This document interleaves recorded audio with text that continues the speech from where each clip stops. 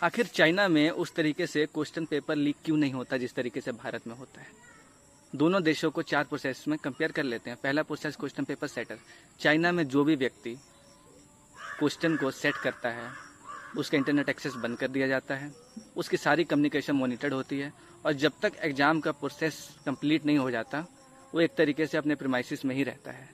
लेकिन भारत में 2026 का नीट का क्वेश्चन पेपर लीक करने का आरोप जिस व्यक्ति पे है उसका नाम है पीवी कुलकर्णी। केमिस्ट्री के प्रोफेसर हैं, नीट के लिए क्वेश्चन पेपर सेट करते थे और उन पर आरोप है कि उन्होंने ही कोचिंग माफिया को या पेपर लीक कराने वाले माफिया को क्वेश्चन पेपर लीक किया। प्रोसेस 2 पे आ जाते हैं। यहाँ पर क्वेश्चन पेपर की प्रिंटिंग बहुत अहम है। चाइना में जो भी क्वेश्चन पेपर प्रिंट होता है स्ट्रिक्टली स्टेट सुपरवाइज्ड मशीनरी में ही प्रिंट होता है।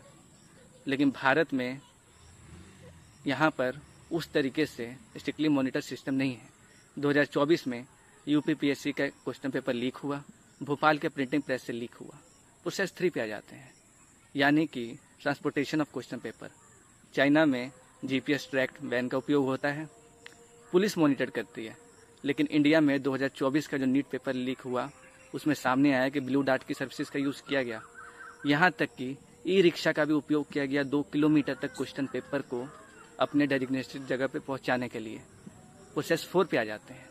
यहाँ पर है एग्ज़ाम डे। वहाँ पे स्ट्रिक्टली जो स्टेट के इंस्टीट्यूशन हैं उनका ही उपयोग किया जाता है एग्ज़ाम लेने के लिए। लेकिन भारत में डिसेंट्रलाइज सिस्टम है, प्राइवेट स्कूल का भी उपयोग किया जाता है और बहुत सारे एग्ज़ाम में प्राइवेट सेंटर्स का जो ऑनर है उनका भी नाम आया है पेपर लीक कराने में। अगर इन खामियों को सुधार लिया जाए और चाइना से कुछ सीख लिया जाए तो हो सकता है कि भारत में भी पेपर लीक की जो संख्या है वो काफ़ी कम हो जाए।